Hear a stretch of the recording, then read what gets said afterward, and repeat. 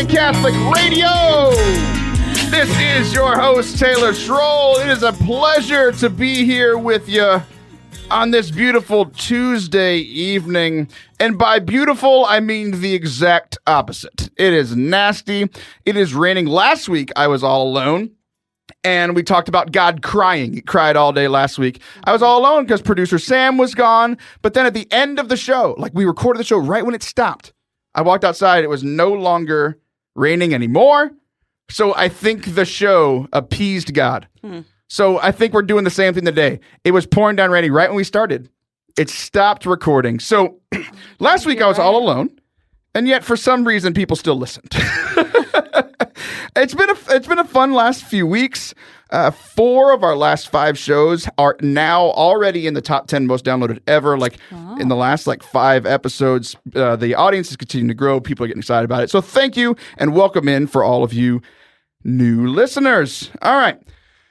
Got another great show today, but I didn't want to do it alone. I didn't want to tempt fate and say, okay, God, we had a good show with just me. I don't think I have another one in me this year. So I brought in my good friend to be our guest co-host today, Miss Allison Sullivan. Allison, welcome back. Thank you so much for having me. I'm so glad to be here. It's always a good time. So you came on the show way back in the first 10. Yeah. And then beginning of this year, end of last year. You people might have heard you. I know that everybody goes back and listens to the 5th episode. I just know that everybody does. So who is the illustrious, I don't know what that word means. I just assume that it's a good thing and that I complimented you. I'm very bad at complimenting people. I'm not feeling offended over here, so keep it up. Well, good. No one has ever not felt offended on this show. So fantastic. It's early. We've got the whole rest of the evening to go. So who is the indomitable Allison Sullivan? I'm trying to decide if I'm offended. That's an inside joke for people that have listened to the show in the last few weeks. Yeah. So are you asking me about me? No, I'm asking Sam who isn't here. Yes, I don't know. So who am I? Who am I? I'm glad to be here for one, because as I was leaving, 60% of my kids were crying all at the same. That's 3 out of 5. Okay, I was like, well, 6 out of 10? No, you shush it over there. But so as I was leaving, my very capable, lovely husband, I'm like, thank you, boyfriend, for taking care of the kids that are crying. And so I'm glad to be here because you're not crying. I'm not crying. So not yet. It's early. Yeah, it's early. So I'm a mom. I have 5 kids. We just adopted our 5th from China. He happens to have Down syndrome. I spend a lot of time trying to make little disciples. That is my first charge. In about 2015, I wrote a book, which has led to a lot of speaking opportunities, a lot of ministry things that I never knew was on the horizon, but I'm so excited to participate in. It's an honor. I love to write. So I have a podcast. It's called Sinner Saint Sister. That was a weird transition. I love to write, so I have a podcast. Well, it's weird how one thing leads to another, because a lot, the writing led to the speaking. I'll speak if God asks me to, and I'll write if God asks me to. But what I really am loving is this podcasting. So it's just, writing and speaking are so solitary. And then podcasting is just this great collaborative effort that I get a lot out of. All the time except for last week here. It was not collaborative at all. It was just me sitting in a room by myself. Yeah. Yay. So I had to make it collaborative again. Well, I haven't listened to that episode yet, so I got to go check it out. It's still early. Okay, so I have to follow up on a few things now. So you texted me earlier saying you were hiring a babysitter. And then you just told me that your husband is at home. Did you, how much are you paying him to watch the children? No, yeah. Husbands don't babysit. They're your children too. No, so my husband's event got canceled. Oh, fantastic. Because of the crazy weather. Oh, crazy. There's a lot of people out there, by the way, with some really bad umbrellas. Let's dig into this. I don't know what a bad umbrella is. I don't even use umbrellas. I'm telling you, people are walking around. It's chaos out there. It is. All these class let out and everybody's fumbling around. They've got cheap umbrellas. Are you an umbrella person? I'm not. Me no, either. I'm a run through the parking lot person. I sprinted through the parking lot last week to get over here. I barely have a coat. Just get inside. Yeah. I mean, inside is the best invention of all time. Yeah. Just hustle.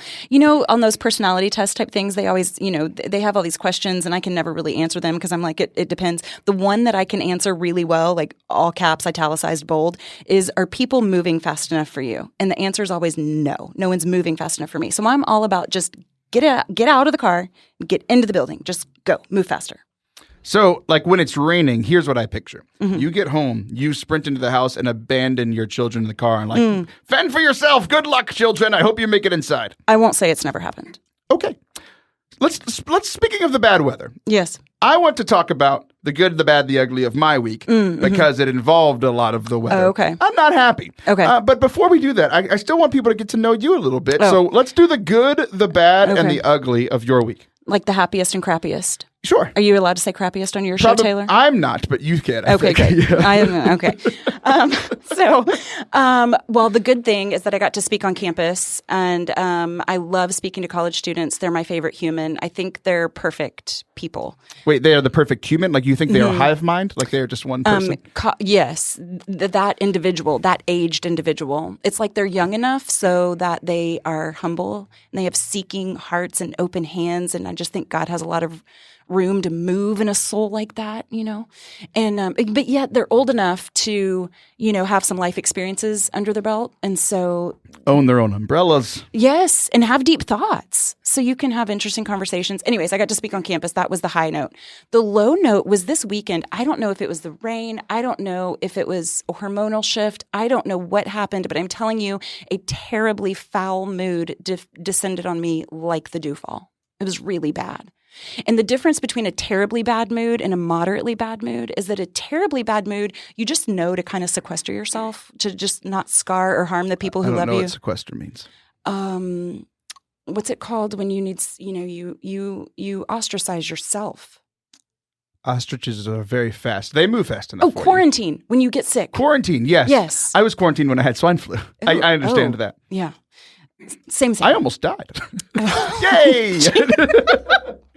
Anyways, in my with a moderately bad mood, you feel kind of, you can assert yourself and take liberties and perhaps harm people. But when you're in a really bad mood, to just, for the good of the people, let's get some alone time. Perhaps harm people. So that was my happiest. Okay, what about you? I need to hear about this trip because listen, when I text you, the wait time quadrupled while you were gone. I mean, there must have been crazy things happening. Well, most of it I was in the air on an airplane, so it's really hard to text from there. So I just we're going to go through this a couple of times because I went through good and bad and the ugly in many cycles throughout this weekend. Okay. So I started this weekend a little early on Thursday. Okay. I drove up to Dallas to speak at the Dallas Ministry Conference. I was really excited about it. Awesome. Yeah, it was cool. Like that is the good.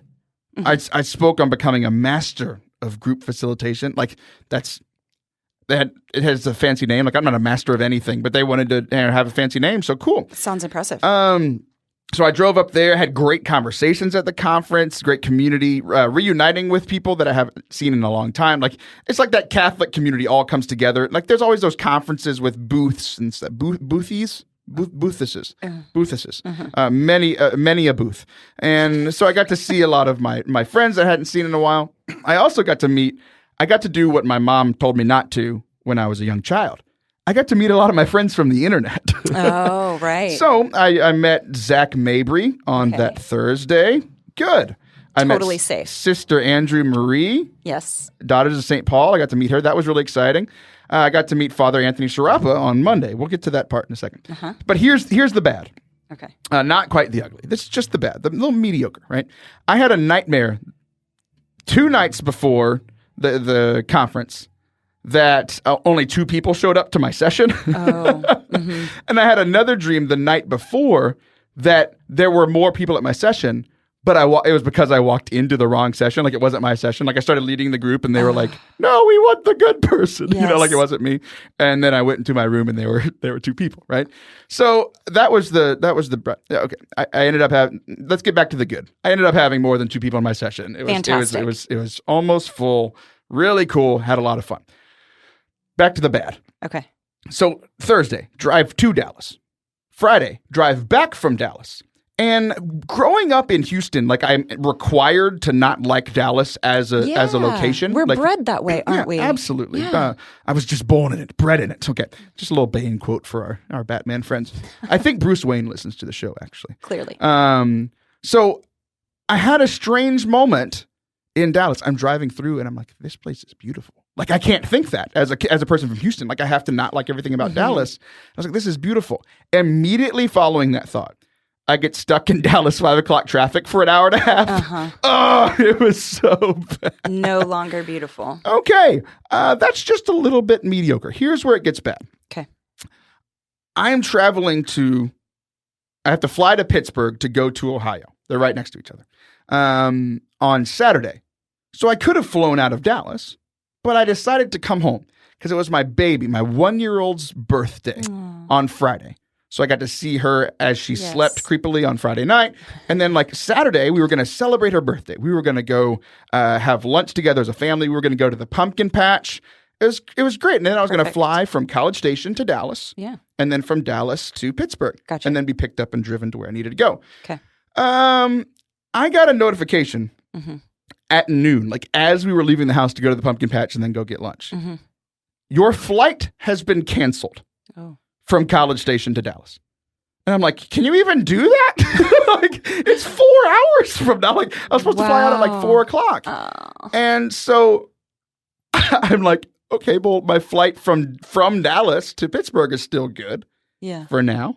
So I called American Airlines, like, is this flight still good? Like, you didn't cancel anything? You didn't change anything? Because they were like, oh, we'll just give you another flight for free. It was like Monday. I'm like, I'm speaking at a conference on Sunday. That's not good enough. Oh, my blood pressure is rising. Oh, I cannot tell you how stressed I was. I was like shaking.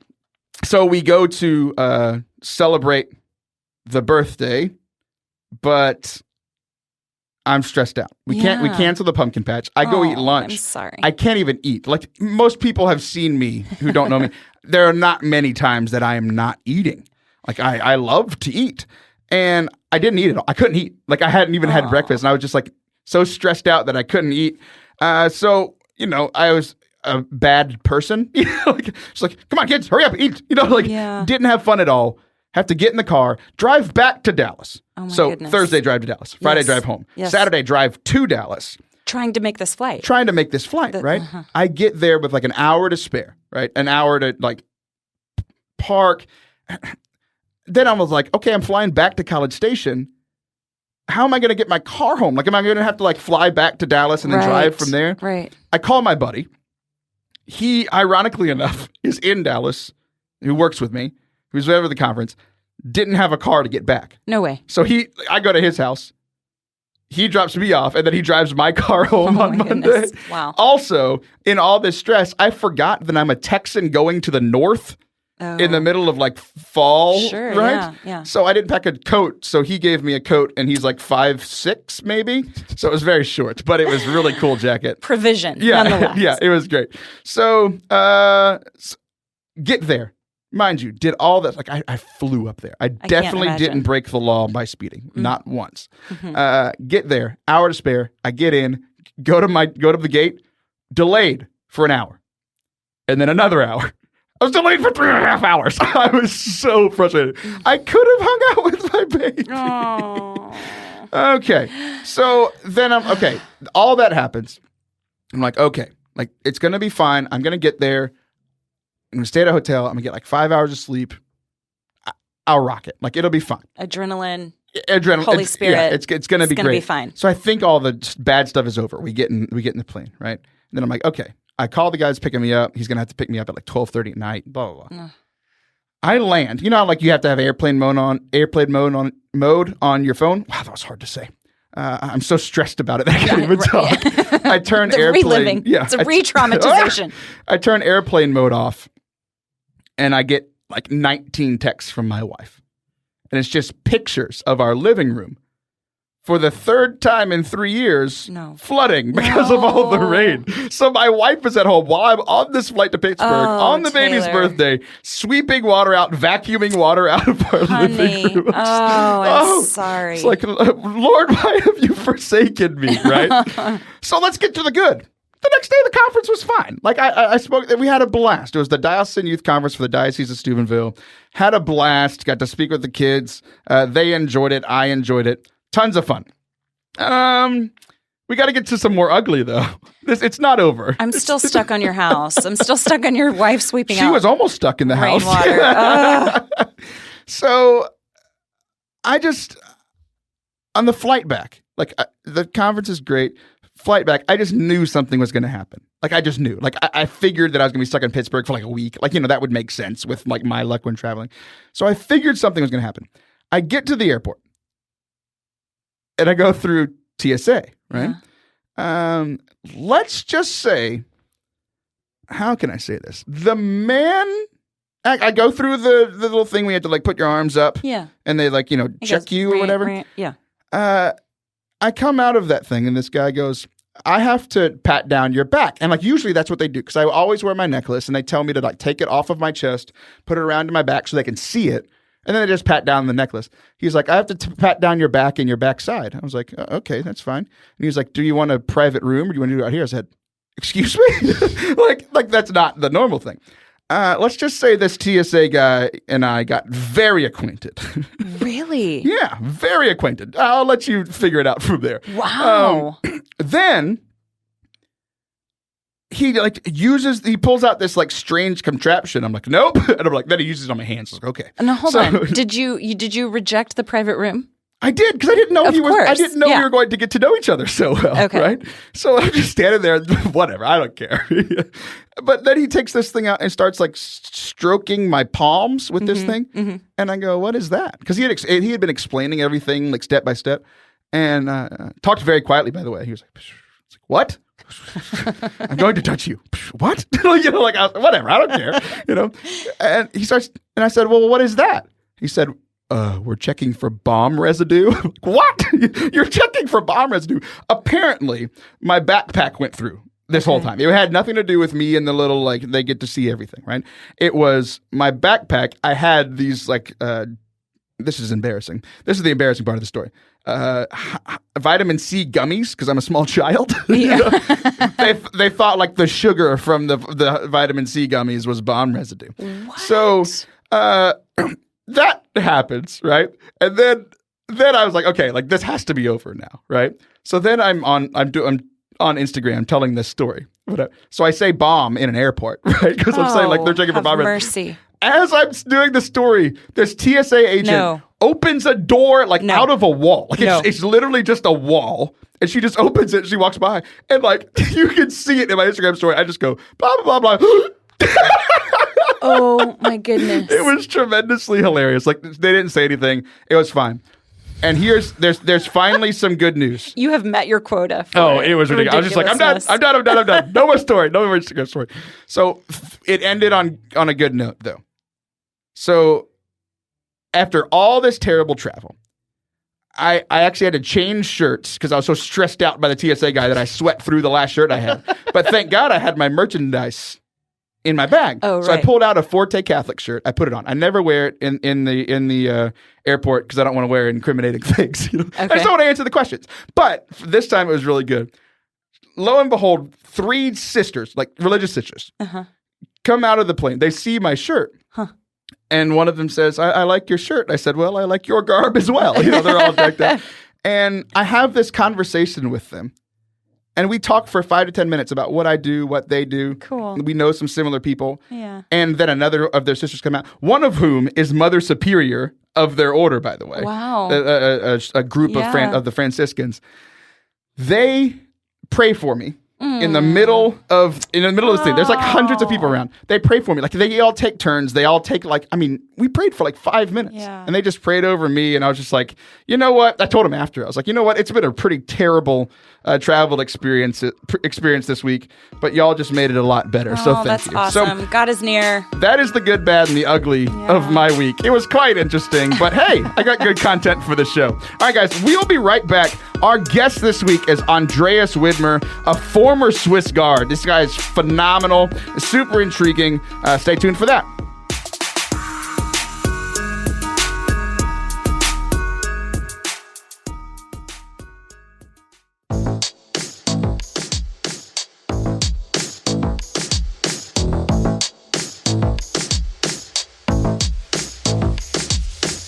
Howdy, folks. Welcome back into part 2 of Forte Catholic for today. I am your host, Taylor Schroll, and we are going to get right in to our interview with one of the most fascinating men of all time right now, Andreas Widmer. So I am here with our special guest for the day, a man who is in the running for most interesting man in the world. That's me saying that. He didn't say that. He'll tell you otherwise, but I am really excited to be interviewing this man who has done so much in our world and for the church, Andreas Widmer. Andreas, how are you doing this fine afternoon, sir? I'm very blessed. Thank you very much for having me on the show. I'm glad to be here. I'm very glad to have you. Very, very glad. I've been looking forward to this interview for quite some time. So I want to get to know you a little bit because we just met a few minutes ago, and I want our audience to get to know you a little bit. So we'll just walk very quickly through some of the things that you've done in your life. The first thing that I see, like when I searched for you on Wikipedia, on your website, you are a former Swiss Guard for John Paul II. That had to be an interesting experience. That was the experience of my life, I tell you. I think it was one of those, on the train tracks, you have certain, what do you call those? The parts of the train that go then one way or the other. And it was one of those areas and one of those experiences in my life that ended up defining pretty much the rest of my life. Yeah. That's fantastic. We're going to get a little bit more into that later because you wrote a book about that experience, and that's going to lead into our discussion for the day. But just some of the other things that I see, our mutual friend who arranged this interview, he sent me an email about that you boomed in the .com era, and he was joking with me because I'm 28, so I was very young in the .com era. So he was like, "I'm not sure if you know what that is, but you are a businessman. You work in business ethics. You teach business ethics at the Catholic University of America, and so you got your start in the Swiss Guard, but then moved into the .com area. Why don't you just give us a brief overview of what that time was like, what you did in that time?" Yeah, so I was very blessed with a career. When I came to America, I met some people who were, I came to Boston, Massachusetts, and went to school there, and I ended up meeting some company, some friends who ended up being the ones who ported, it's a technical term, they ported the internet protocol to the PC, so to make PCs able to be on the internet in 1990. And that turned out to be like a volcanic eruption of a business, and that, it's like too good to be believed. It's just it was a rocket ship, and then and we went public with that company and everything. And I ran everything outside of the United States for that company, and then I joined another company afterwards. Again, I do sort of technology startups is what I do. And I helped another company do this called Dragon Systems. And they are the company that invented speech recognition like Siri on your iPhone and things like that. And there again, I joined that. There were great engineers that I met and that did this. And I'm sort of the product add-on and the business side of things to say, okay, how do you bring this to market? How do you make this into appropriate value proposition? How do you make this into a company? Because the technology in a company is not the same thing. And so I was just very blessed to be in the right place in the right time with these opportunities. It's amazing. I'm just fascinated by it all. 2 follow-ups from that.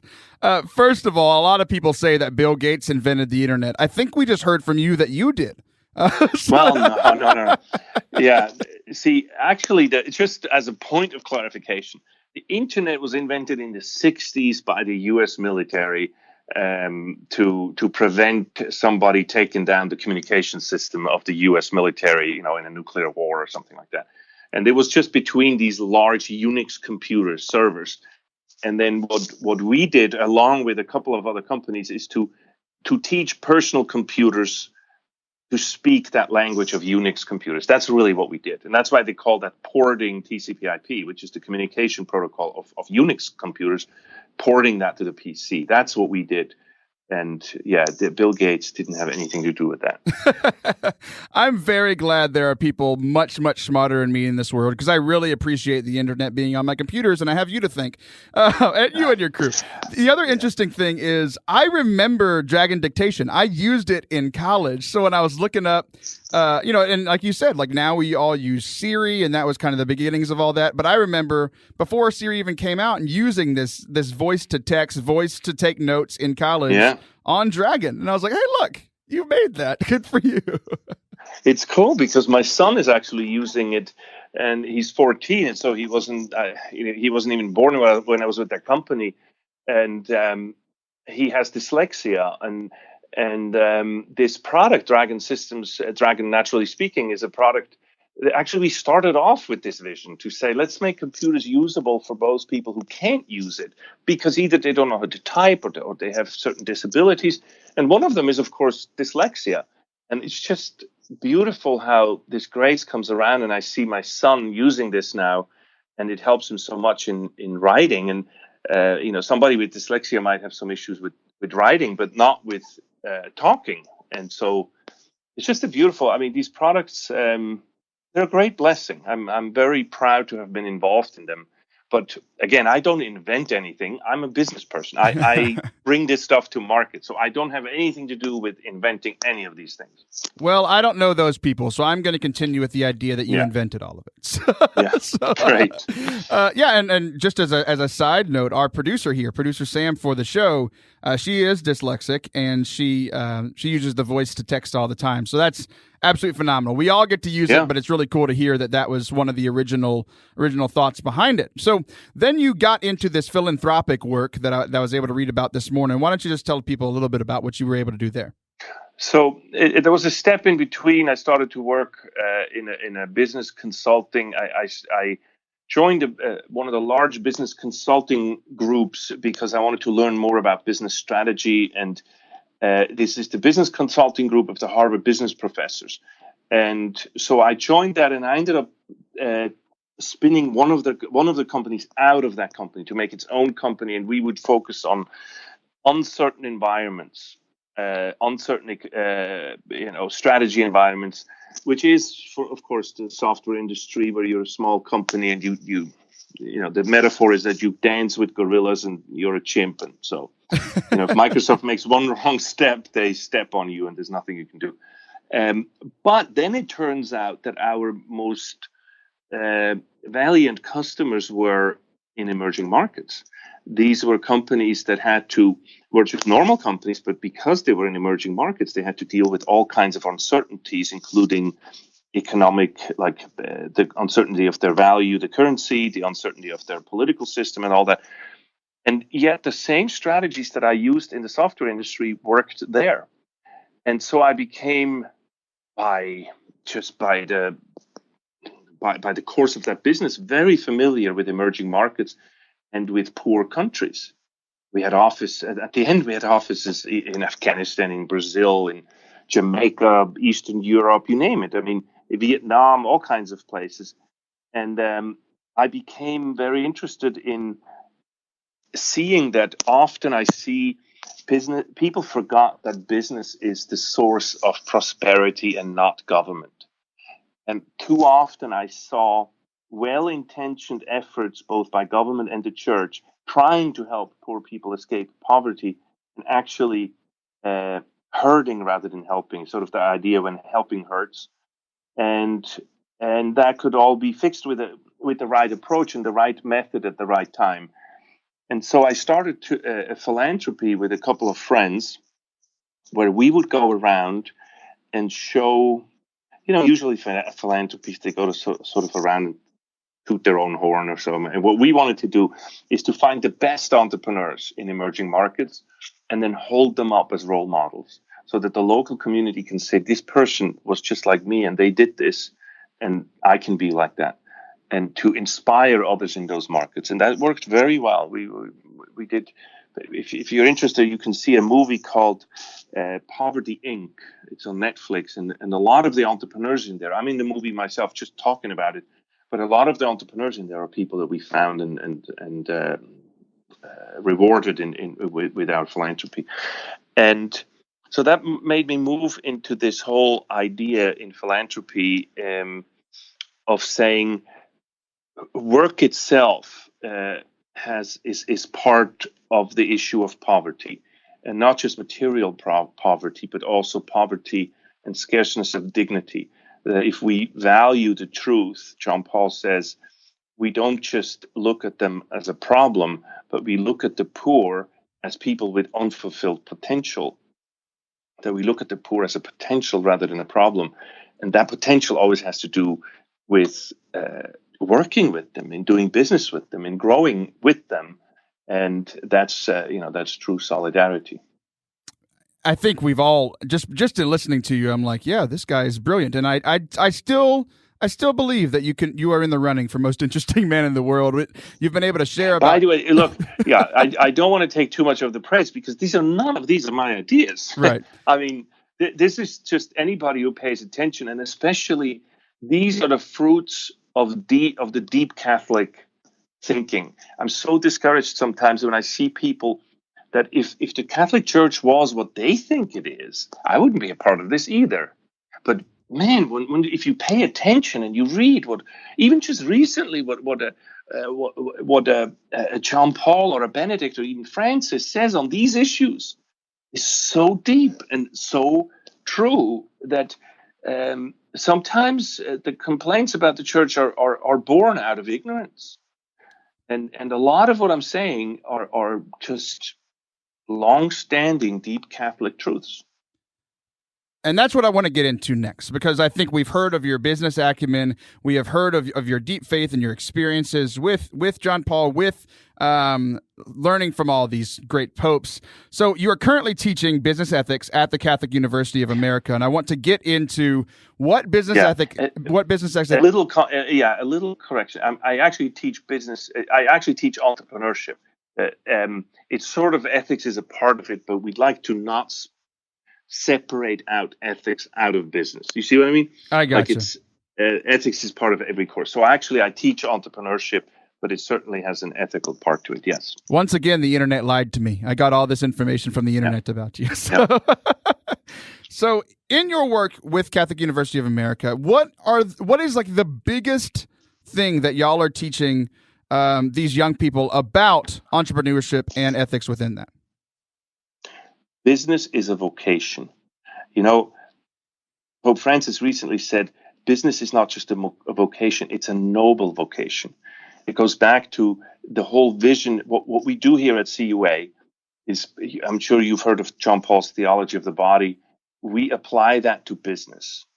Oh, wow. When we work, we don't just make more, we become more. When we work, we deeply imitate God in his creative power. God allows us to enter into his creative power. And our stewardship mandate is directed towards us continuing God's creativity in the Garden of Eden.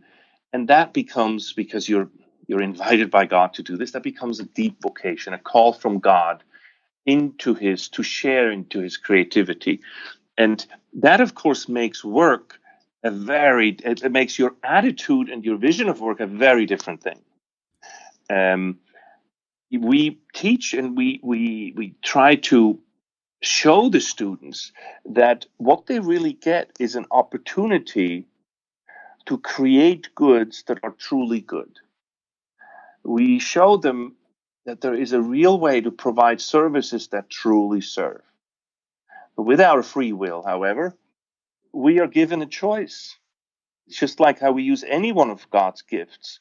That God, in his infinite wisdom, which sometimes doesn't make sense to me, is he gave us this free will to choose every day. And I can choose the most horrible things can you imagine the patience of a father who just lets me make the stupidest decision I could possibly make and just still love me, but totally let me do it. And so, but we need to understand the meaning of this. And you see, we start at CUA, the business school, just with all of this. What good is it for me to teach you finance, to teach you accounting and marketing and sales and all that? And trust me, we teach you the best of this. But what good is this for me to teach this to you and not first teach you about why are we doing this and for what and for who. If we understand that the goal of our life at the end is eternal happiness and be in heaven with God, and that what I do here on earth has something to do with this, wouldn't you want to know this before I teach you accounting or something else? You see what I mean? Yeah, you get the why behind it before the what even comes out. Yeah. And you know what? I must admit, I was a horrible student myself. And much of it, I believe, was because I just didn't see the point in all of this. You're teaching me some book, and I don't want to sit here, and this makes no sense to me anyway. And nobody ever gave me the big picture. So now that I teach, the first thing I do is I give you the very big picture. It's called a class I just started 2 weeks ago with my students now, and it's called The Vocation of Business. And in it, I show the connection between you as a person, your relationship to God, and therefore your invitation to work with others through that stewardship mandate to, in a sense, continue the creation of the world. And that we call that work. And to show and to just magnify that or show that every one of my students starts a business then. Because I often say, how would you feel if I teach you to swim and first we do 15 hours or 5 semesters of theory? I thought I was going to be able to go in the pool, man. Yeah, should we maybe just, jump in? I mean, the way I learned to swim is my dad threw me in the pool. I mean, he was there. He wasn't going to let me die, but he threw me in the pool, and lo and behold, I swam, and then everything makes sense. Well, I'm there to throw them in the pool third semester, 3rd class. And right now, they're all starting a business. These are 18-year-old freshmen, 3rd week of their school. And I guarantee you one thing, after this experience with me in the first semester, they will all know why they're learning accounting, why they're doing finance, why they're doing marketing, why they're doing operational behavior and so on. And they also know for who and to what end. It's a brilliant idea, and it's great for me to be able to hear you share that you are sharing with them that business is a vocation, to hear you say it, to hear you share what the popes are saying, that this is an important thing because, I mean, one, we've already seen all this stuff that you've been able to help with that have helped the world. And also, I mean, that's the primary thing, but also because of you doing well in business, you've been able to be philanthropic. It means a lot specifically to me. I live life as a missionary. Like this is, we're all together in one body of Christ and we all have different gifts. My gifts are in ministry. Your gifts are in this teaching and in the business side. And together we can do some great things. And then also, like, because of the fruit of your labor, the fruit of the labor of so many great businessmen, like I couldn't be a missionary without some great businessmen behind me and supporting me monthly financially. Obviously, that's not the main reason you work, but it's a great side effect as well.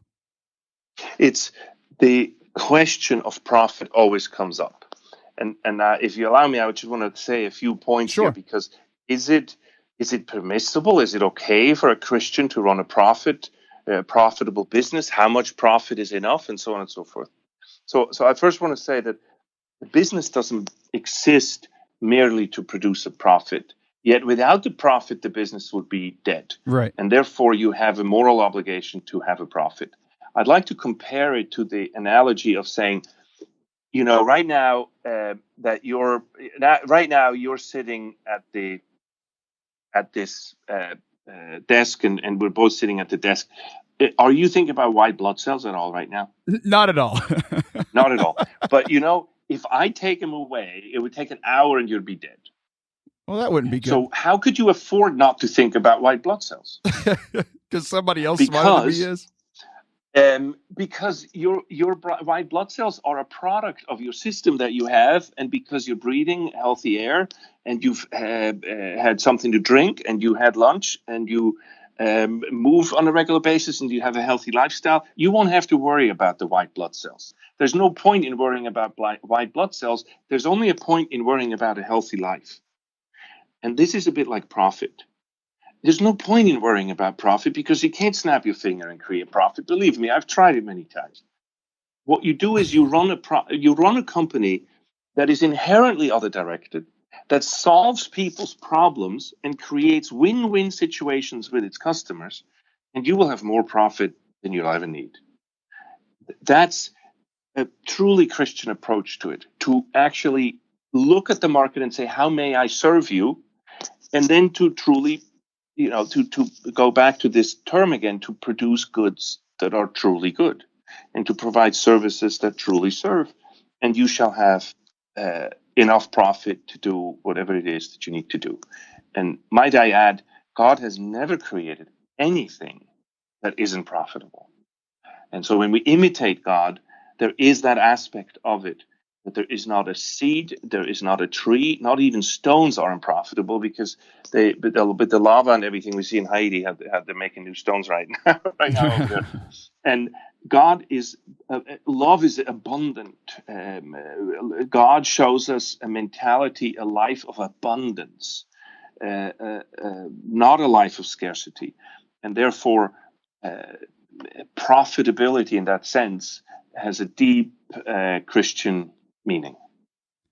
Well, Andreas, I want to thank you for your time. I want to just thank you for your business. Thank you for your philanthropic work. And thank you for coming on and sharing with us today. I want people to go check out your book that covers a lot of this, The Pope and the CEO. It's your story and also shares a lot about ethics, about business, about entrepreneurship from the St. Paul Center. They can find it on Amazon. The Pope and the CEO, John Paul II's Leadership Lessons to a Young Swiss Guard by Andreas Widmer. Anything else that you'd like to point the people to before we end our time here today?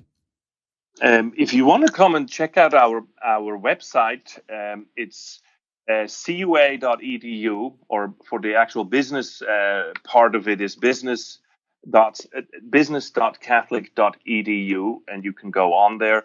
My center that I run is called the Sioka Center, and we are very involved in trying to help business people, Catholic Christian business leaders, to get to the next level and find that deeper vocation. I'd be happy to have people reach out to me. Well, that's great. Thanks so much. This was a blast. I hope to have you on again some other time in the future to go even deeper into these topics. But for now, thank you so much for coming on. God bless you. Thank you. Yeah, you too. All right, folks, we will be right back for our final segment of the day. Don't go anywhere.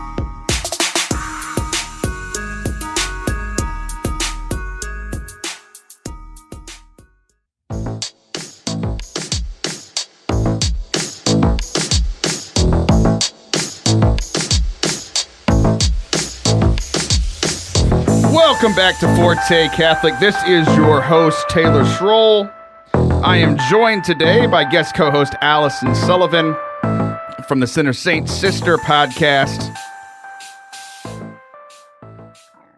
We're going to continue something that we did last week, Miss Sullivan, as you danced to our music by Mr. Brandon Morrell. I do love it. It's fun. So last week, because I was going to be alone, I didn't want to do the show alone, and I didn't want to produce the show alone. Mm-hmm. Like one thing that Sam does, she helps me run through some ideas. Mm-hmm. So I just crowdsourced the show, and the crowd showed up. Like I have content for weeks from these people. So we'll see when they get tired of me answering their own questions. Yeah, but we can do it. And I wanted to get a real superstar, a real person to actually come answer these questions besides me. Where? They'll be here. And now we welcome in... So we're just going to jump right into it because I think there's a couple of these questions that I think you have a special insight into. Okay. And I didn't prepare an answer, so I'm just going to have you answer them. Okay. Great. So Father Anthony Sharapa, who I met on Monday. We finally met in person. Met a stranger from the internet, and I'm not dead. He said... What are the qualities you look for in new friends, and why instead do you habitually befriend jerk faces? So, first of all, I don't know if he's talking about himself because I recently befriended him and a bunch of his friends. But so he's being a jerk face by asking this question. Yeah. But we're going to make it a real question. What are the qualities that you, Miss Sullivan, look for in new friends? And before you answer, the reason that I think you have insight into this is that you have an awesome community of women here in the actual local community, but then also the community around your podcast is really cool. I've got to interact with some of them. It's fantastic. So I'm going to shut up now, and you're going to tell me what qualities you look for in new friends, and I'm going to learn. Yeah. Well, thank you for noticing that. I do put a lot of investment towards friendships. I love, love, love women. For me, one thing that I think is a really sweet aspect of a deepening friendship is somebody that can celebrate with you. So there's a lot of people that will be with you when you're down and out. I mean, if you even think about, a flat tire, a stranger will pull over to help you change your tire. But there's not a lot of people in the world that can get excited about what you get excited about. So if you think about your biggest victory, who are the people that are going to jump up and down with you, excited with you and for you? So if I were to call somebody and say, I got the spot on Oprah, would they say, no way, what are you going to wear? And so I think that it's... Wait. Is that how women react to things? Yeah, I mean, we need to go shopping. We need to figure out the shoes. Stat. Yes, I'm going to go speak at the conference. Oh my gosh, bro, what are you going to wear? I mean, there might be some interest in subject matter. But, I think that it is important to have somebody willing to come alongside you in your victories because it's a little litmus test of the purity of your relationship. And when you think about it, when you really think about it, it's not necessarily the people that you think it should be. It's not the friend that you've had the longest. It might not even be your mom or your sister.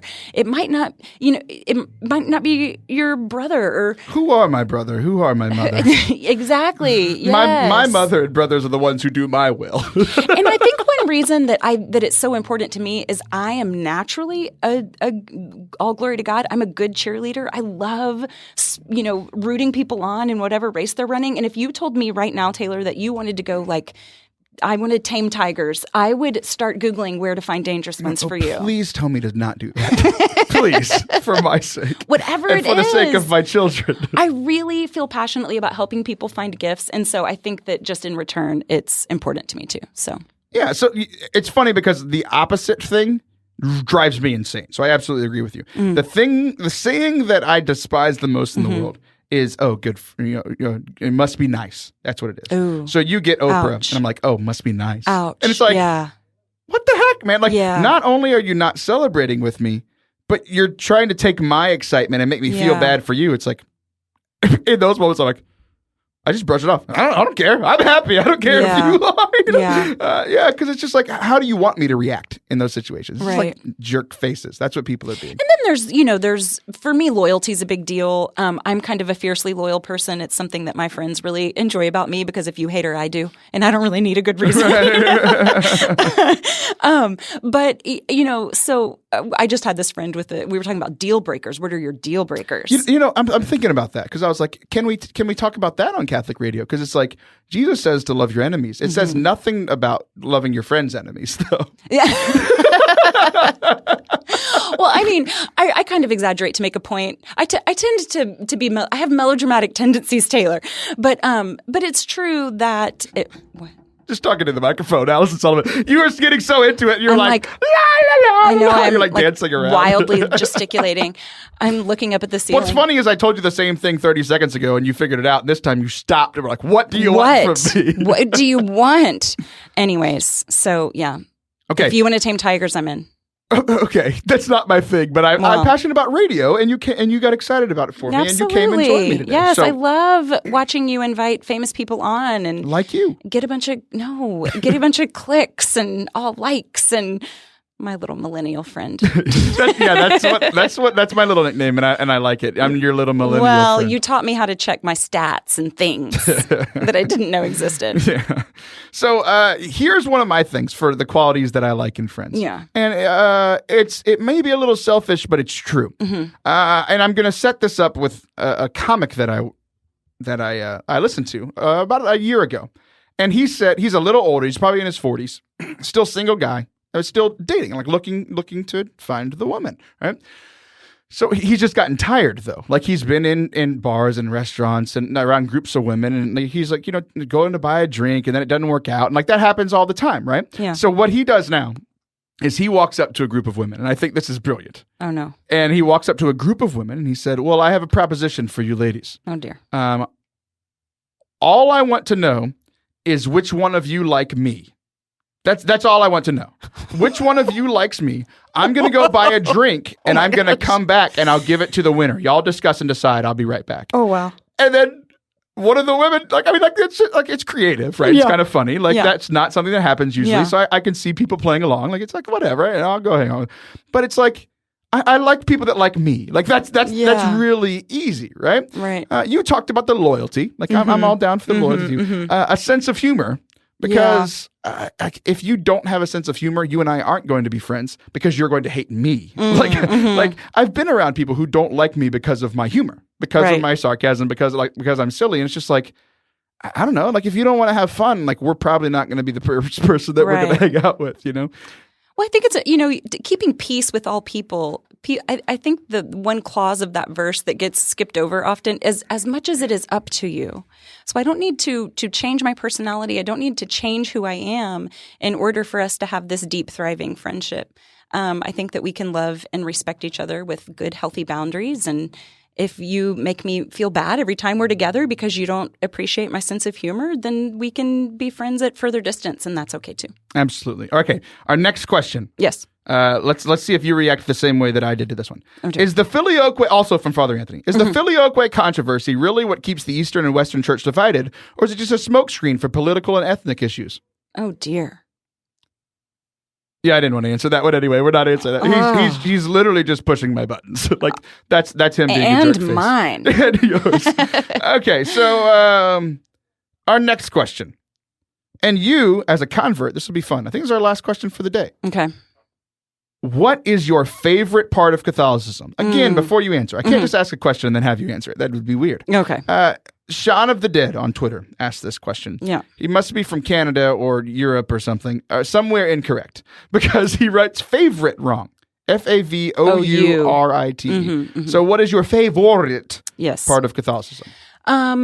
Well, I fell in love with the Eucharist. As a convert, I was so accustomed to practicing my faith in very rationalized ways. So whether it was diagramming out a sermon or tapping into all of my emotions through praise and worship, there were these very sensible ways that I experienced the Lord. And by the way, I still enjoy experiencing the Lord that way. But there was something about the Eucharist. When I experienced the Lord that way, whether it was with my intellect or with my emotions, I felt like I was on a mountaintop. And I could see God's landscape before me. It was this very powerful feeling. And when I learned about the Eucharist, it did not make me feel powerful at all. It made me feel very small and feeble. And a piece of bread is more important than me infinitely. It was just confounding. It was mystical and dark and honestly kind of weird. But I feel like it tapped into this part of my spirit that was lying dormant, and I just can't. I still don't have my head wrapped around it, but it's fascinating and I want in. Yeah, absolutely. Mine, anybody that listens to the show knows what mine is. It's the Eucharist. It's the main thing that keeps me Catholic. And then also I'm a dirty, rotten sinner. So confession is my one. I'd love to get better at that. Yep. So, okay, Allison, thank you for coming on today. We had another fun show. How can people get connected with you? I would love for them to look at my podcast, Sinner Saint Sister. Okay. That would be awesome. Guys, go listen to it. I hope that you enjoyed today's show. We had a lot of fun recording this. Go give a follow to Miss Sullivan. Go give a follow to Andreas Widmer. This was a blast. I cannot wait to come back next week. We've got another surprise guest co-host. Can't wait to see you then. See ya!